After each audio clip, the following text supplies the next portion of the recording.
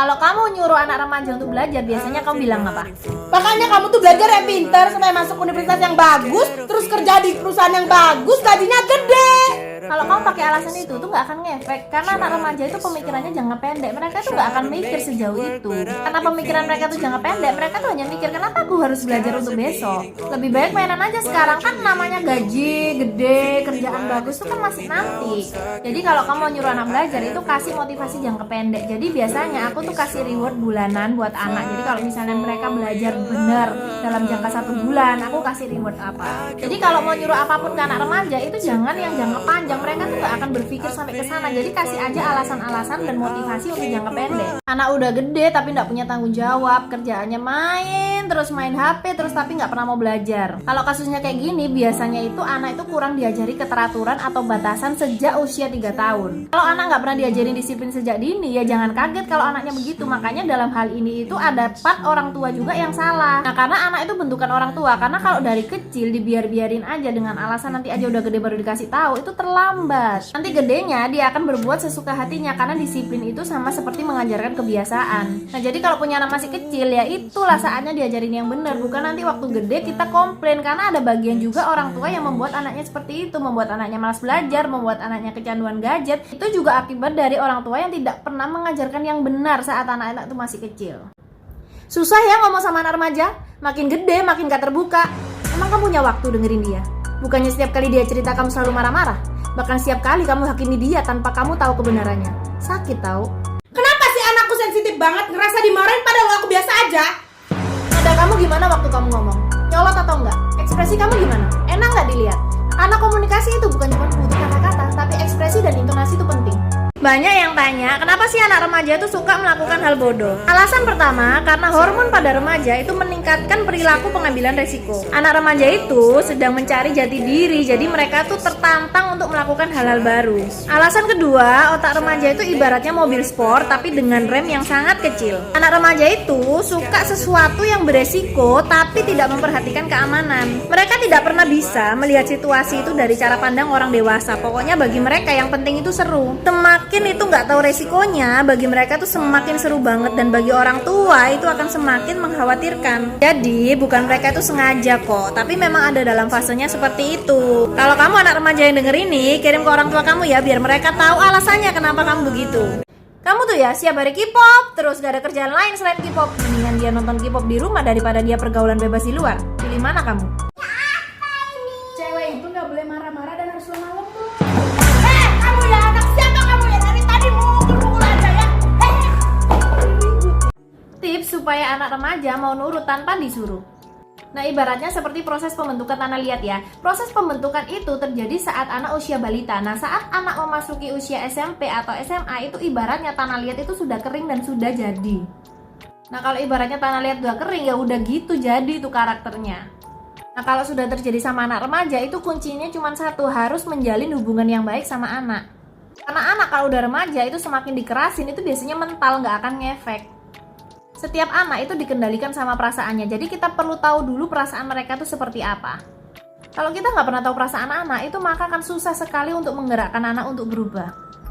Makanya itu pentingnya hubungan yang baik sama anak, karena untuk ngomong sama anak remaja itu nggak ada cara lain selain kita itu mengerti perasaan mereka, kita mengerti apa maunya mereka. Banyak orang tua malu kalau mengajarkan seks edukasi ke anak. Orang tua malu karena orang tua itu salah persepsi. Edukasi tentang seks itu bukan hanya proses membuat anak, dan jangan dibayangin kalau kata seks itu adalah bagaimana prosesnya berhubungan seks. Edukasi tentang seks itu semua itu tentang konsep diri. Jadi bagaimana mengajarkan anak tentang rasa malu kalau di tempat umum, apa nama jenis kelaminnya, apa fungsinya, dan bagaimana anak bisa mens, atau bagaimana anak cowok itu mimpi basah, dan masih banyak lagi. Jadi edukasi tentang seks itu bukan melulu tentang proses berhubungan seks. Makanya banyak yang salah persepsi, anak-anak merasa seks itu pokoknya berhubungan seks, padahal bukan seperti itu. Makanya orang tua itu harus mengajarkan yang benar. Ketemu tante Sirkitil. Siapa? Kemarin kayaknya terakhir masih embrio. Salaman dulu. Kenapa sih anak pemalu banget? Setiap anak itu punya insting melindungi diri dari orang asing, dan itu alamiah banget. Ada anak yang cepat beradaptasi, ada anak yang lambat beradaptasi. Kalau anak kamu lambat beradaptasi itu nggak apa-apa, jangan dipaksa. Itu justru pembelajaran buat dia untuk bisa keluar dari zona nyamannya dia, untuk bisa berani bersosialisasi. Anak belajar bersosialisasi ini sebenarnya pembelajaran yang sangat penting buat anak, tapi tidak pernah dianggap penting oleh orang tua. Orang tua kan maunya anak pokoknya harus mau nyapa orang, padahal itu pembelajaran penting loh buat dirinya. Kamu tuh udah gede, harusnya bisa buat keputusan sendiri. Hei, pinginnya anak bisa buat keputusan sendiri, tapi selama ini yang kamu lakukan cuma minta dia nurut tanpa menghargai keputusannya. Yang mana bisa? Kalau kamu mau wariskan materi ke anak-anak, maka dia yang harus menjaga materinya itu nanti. Tapi kalau kamu mau wariskan pengenalan akan Tuhan, maka itu yang akan menjaga hidupnya nanti. Nih cara gampang kalau mau nyuruh sesuatu sama anak remaja. Anak remaja itu nggak bisa dipaksa, apalagi kalau kita ngomong pokoknya kamu harus nurut karena mama ngomong gitu. Tetapi kasih alasan yang masuk akal kenapa itu penting bagi mereka dan sesuai dengan logika berpikir mereka. Contohnya kalau kamu pingin anak remaja itu makan teratur supaya sehat, terus kamu bilangnya gini, ayo makan teratur supaya kamu sehat, itu nggak masuk bagi mereka. Karena apa? Bagi mereka itu bukan penting tuh sehat, tapi pentingnya bagi mereka itu terlihat kurus. Anak remaja sekarang lo lihatnya temennya tuh semuanya langsing-langsing, mereka tuh pingin seperti itu dan penting bagi mereka untuk terlihat kurus di depan teman-temannya. Jadi kalau misalnya pakai alasan sehat itu nggak akan didengar sama mereka. Makanya harus cari alasan yang pas sesuai dengan pemikiran mereka. Setiap anak itu beda-beda, jadi alasannya juga harus bergantung pada masing-masing anak. Bagi mereka itu pentingnya apa. Kalau bagi anak yang penting kurus ya, jadi kita harus kasih tahu makan teratur tuh nggak apa-apa, porsinya dikurangi. Jadi jangan memaksa anak untuk makan, karena bagi mereka tuh yang penting kurusnya. Kita harus mengajarkan aja mana makan yang benar. Mama, nanti Es mau jadi dokter kalau udah gede. Silakan. Di artis aja deh. Boleh. Semuanya boleh. Karena mama kan udah janji sama Els. Mama itu akan dukung Els, apapun yang buat Els bahagia itu boleh. Asalkan Els bertanggung jawab sama pilihan Els ya.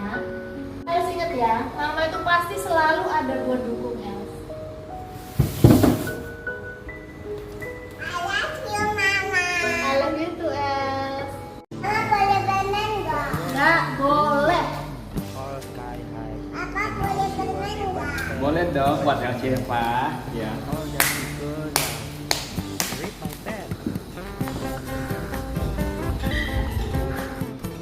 Kok dimakan? Oh, Papa boleh. Ini hal sepele banget tapi besar efeknya dalam mendidik anak. Kalau misalnya mau anak nurut, itu kedua orang tua tuh harus sepakat. Karena kalau nggak sepakat, itu hanya mengajarkan anak untuk dia mendengar apa yang mau dia dengar saja. Nggak boleh ada beda pendapat. Kalau mama bilang nggak boleh, ya papa itu harus sepakat. Jangan harap kita punya anak yang nurut kalau papa dan mama itu tidak pernah sepakat. Els, kamu tuh harus belajar biar pinter. Es nggak mau pinter. Kamu mau pinter atau enggak, pokoknya harus belajar. Kenapa belajar? Nih, kalau Els belajar rajin seminggu aja mama kasih hadiah. Oke, kita belajar. Yuk, ngerti nggak? Anak itu nggak akan mau nurut sampai kita itu kasih alasan yang masuk akal buat dia. Kalau alasannya minta anak belajar tuh supaya dia pinter, bagi anak itu pinter tuh nggak penting sama sekali. Makanya kalau mau dia nurut, mau dia belajar, kasih alasan yang masuk akal. Boleh kita kasih reward itu yang jangka pendek dan masuk akal buat dia, yang buat dia semangat. Kalau anak-anak itu jangan kita ngomong jangka panjang sampai dia nanti universitas atau gimana. Buat aja yang buat dia semangat sekarang, pasti dia mau nurut. Els ingat ya satu hal, jangan pernah terbeban untuk membuat mama bangga sama Els, karena mama sudah bangga sama Els sejak Els dilahirkan.